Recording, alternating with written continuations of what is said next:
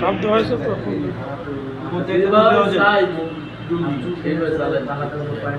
চুলকানি কোথায় সেইটা চুলকানি আশেপাশে যদি আপনার ই হয় যদি অ্যালার্জি হয়, হ্যাঁ অ্যালার্জি হলে আপনার এই সাইডে দিবেন, এই সাইডে এখানে মানে অ্যালার্জি এখানে দেবেন আর মাথায় এখানে অ্যালার্জি হলে এই সাইডে দিবেন আর এখানে আচ্ছা ডান হাত এক সাইড ব্যথা ডান সাইড সবগুলো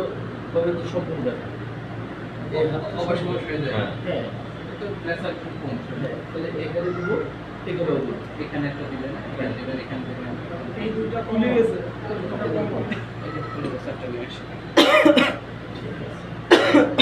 এটা লাল হয়ে গেছে। অনেকে দেখা যায় হাত পা শক্ত হয়ে তার হাত